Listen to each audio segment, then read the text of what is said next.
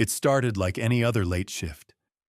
Quiet room, dim monitors, fingers tapping lightly on the desk. I had just refilled my coffee when the call came through. No background noise, just breathing. Then a man's voice, low and shaking. "I think someone's in my house." He said it like he was trying not to believe it himself. Said he lived alone. No pets. No family nearby. But he heard footsteps upstairs, slow and deliberate, like someone trying not to wake him. He whispered, "It's not the house settling. I swear someone's walking up there." I pulled up the address, standard procedure. He sounded mid-30s, calm but not rehearsed. He said he already checked the doors, locked, no windows broken. And yet, every couple of minutes, another creak above. "I was watching TV," he said, "and I heard me, my voice." I thought he meant an echo at first, maybe something on the screen. But then he said it again, slower this time. I heard myself talking upstairs. I muted the TV and it kept going. That was when the adrenaline kicked in, his and mine. "Do you have cameras in the house?" I asked. A pause, then a click and a soft curse. "Yes. I just pulled it up on my phone." His voice cracked. "There's someone walking down the hall on the second floor." Another pause. "It's me. That's me. But I'm down here." He started describing the figure. Same hoodie, same haircut, even the way it rubbed its neck, a nervous habit. He told me, "It's like watching a video of myself, in real time." I asked him to stay where he was. "I can't," he whispered. He just looked at the camera. There was a long silence then. I didn't even hear breathing, just the hum of electronics on his end. I repeated his name. He answered, "He knows I'm watching him." I wrote down the timestamp, sent a dispatch team, but something in my gut told me they wouldn't get there in time. I told him to lock the door to whatever room he was in. He said he was in the downstairs bathroom. "There's no lock," he mumbled. "It wasn't supposed to matter." I heard a floorboard creak again, louder this time, as if it was coming closer. Then something strange happened. My system blinked. For half a second, his name disappeared from the active call list, like the connection was gone. But it came right back. "Still there?" I asked. He exhaled, shaky. "Yeah, but I think he's coming downstairs." He whispered that the footsteps were coming down, one slow creak at a time, steady and heavy. "They're mine," he said, almost like a confession. "I recognize the rhythm. That's how I walk when I'm tired." I didn't know what to say, so I told him to stay as still and silent as possible. I could hear his breath speeding up, quick and shallow. He placed the phone on speaker and laid it beside him. "He's standing at the bottom now," he said, barely audible. "I can see the shadow under the door." The fear in his voice was so raw it made my hands sweat. He added, "He's not moving, he's just listening." I asked if he could film it. He said, "I already am." The screen on my console pinged, a live feed request from his phone. I wasn't supposed to accept it, but something told me I needed to see. For a few seconds, the screen was black, then light, then the view of a door, low and close. Just like he said. We watched together. No sound except the hum of electricity and the faint rustle of fabric as he shifted his weight. Then, a hand. Pale, almost blue in tone, reaching down into frame near the crack in the door. Fingers brushed the wood once, then froze. I held my breath as if that would help him. He said, "It's my hand. Same scar on the thumb. I don't understand." I tried to speak, but nothing came out. Then the hand moved, tapping slowly, like counting. Once, twice, 3 times. Then silence again. He asked me, "Is this a prank? Is someone using deepfake? AI? Some kind of hallucination?" But his voice cracked before he even finished the sentence. He didn't believe it was fake. Neither did I. He whispered, "What if I'm not the original?" I tried to ground him, asked his full name, date of birth, what he had eaten for dinner. He answered them all correctly, without hesitation. "Lasagna," he said. "I made it for one. Always for one." Something about that line stayed with me. It was too final. Then he told me, "He's leaving." I blinked. "What?" He turned. "I think he's going upstairs again." I asked if he was sure. "Yeah," he said. But he smiled at the door before he turned. We watched the shadow move away. He exhaled for the first time in what felt like minutes. "I think I'm okay now," he said. "But I don't know what just happened." I told him to wait for the patrol. "Yeah," he replied. "Yeah. Okay." But he didn't sound convinced. Then something clicked in my head. I asked, "What time is it on your clock?" There was a pause. 2:36, he said. I looked at mine. 2:41. "That's impossible," I murmured. "We started this call 10 minutes ago." Silence on his end. Then, "What do you mean started?" He asked me again what I meant, and I chose my words carefully. I explained that our system timestamps every call automatically. According to our log, we had already spoken to him once before, 37 minutes earlier. But he said this was his first call, that he'd only just seen the thing, himself, on the stairs. I double-checked the logs, and there it was. An identical number, same name, same voice print. In the earlier call, he had said different words.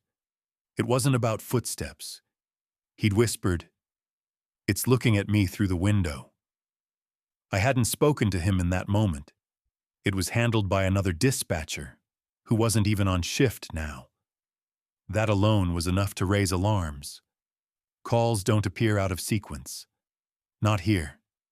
Not with timestamps that pull from 2 separate servers. I asked if he remembered calling earlier. He said no, swore it. "This is the only time I've dialed tonight," he insisted. I believed him. His panic felt real, too fresh to be rehearsed. Still, I couldn't shake the feeling that something was looping in a way we weren't built to track. I got approval to access the recording from the previous call. The voice was the same, no question. But the content was wrong. In that first call, he was calm at first. Described a strange dream where he was standing in a burning hallway, looking down at his own body. Said he woke up gasping and immediately checked the mirror to make sure he was still real. That wasn't the kind of thing you just forget. And yet, he had no memory of it. "I never said that," he told me. "I've never had that dream." I reminded him the system doesn't fake recordings. He went silent for almost a full minute. Then he asked, "What if that wasn't a dream? What if it was him?" The question hung in the air longer than it should have. Then he added, "I think he remembers more than I do." I asked who. "The other me," he replied. "I think he's been through this already. And I think I'm just catching up." My hands froze over the keyboard. I stared at the waveform of his voice on my monitor. Even the pitch was shifting slightly, as if something subtle had changed.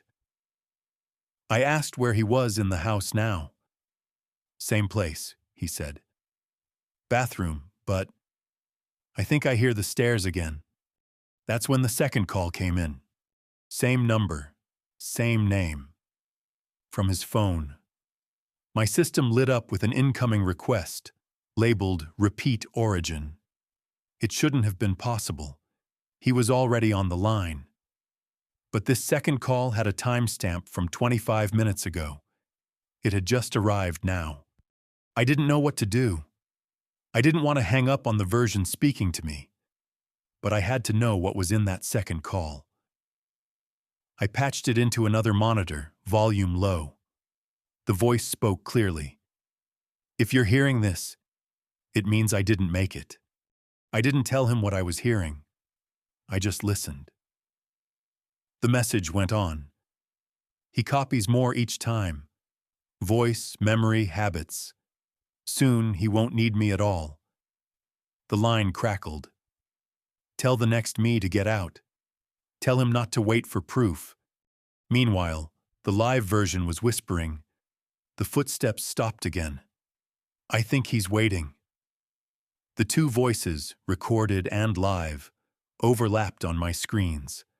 One terrified, the other tired. "Do I sound that tired?" he asked suddenly, as if reading my thoughts. "I feel like I've been awake forever." I told him to stay put, that help was on the way. "No," he said. "No, it's not. It never arrives." "Does it?" The recorded voice played its final words then. "You'll want to help, but you can't. Just listen. Listening is all that matters now." And then the line went quiet. I stared at the screen long after both calls ended. 2 lines, 2 identical names, one silent, the other gone. My headset felt heavier now, like it had absorbed something it shouldn't have. Protocol says to log and report. I did that. I filled every field with facts that didn't make sense and hit submit. I wanted someone to call me back and say it was a glitch, a mistake in the system, a delay in the routing. But no one did. The log just sat there, blinking, marked as received. The next night, I came back for my shift. Normal calls, noise complaints, one drunk guy with a bad fall, the usual. But my eyes kept drifting back to the previous call log. I pulled it up again and pressed play, not sure why. The audio played fine for 30 seconds. Then, something new. After the final words, "Listening is all that matters now," there was silence. But then a faint breath, one I hadn't heard before. And then, almost imperceptibly, a voice said my name. I ripped off the headset. My heart was pounding in my ears. I checked the waveform. Yes, it was there. A new sound. Not on the original version. It had been added. Or maybe it had always been there and I hadn't listened closely enough. That night, I drove home in silence. No radio, no podcasts. Every sound around me suddenly felt like it meant something. I parked in my driveway and just sat there, staring at my porch light flickering. I don't remember falling asleep. I only remember the sound of a voice in my dream whispering, "There's still time." The next day, I got a message on my terminal. Repeat origin, voice similarity detected. It was flagged from a call made to another center. Same name, same number, same words. But not me on the line. Another dispatcher. Another voice. I called the other center. They confirmed it, but said something strange. The caller had asked for me by name. "He said you'd know what to do," the dispatcher told me. I lied. said I had no idea what that meant. But I did. I stopped sleeping properly after that. Some nights I'd hear my name whispered in static, in street noise, even in passing conversation. Always just once. Never enough to prove, but enough to doubt. Enough to feel like something was leaking through. Then came the final call. I say final because I haven't heard from him since. It was routed through an old analog line, barely traceable, just a few seconds long. A man's voice, barely audible. I remember now. I was the one who left the door open. And then, nothing. I've replayed that call hundreds of times, slowed it, filtered it, tried to find background noise, something that would ground it. But all I hear is that final sentence, and something in the tone. It sounds more like me than I'd like to admit. I no longer work night shifts. I no longer trust mirrors, or cameras, or timestamps. I answer the phone only if I can see who's calling. And even then, I wait a few seconds longer, just to hear how they say my name. There are no more reports, no more glitches in the logs. But sometimes, around 2:14 a.m., my headset flickers on. No name, no number, just static and a faint breath. And I wonder, maybe he's still trying to get out. Or maybe now, he's trying to come back in.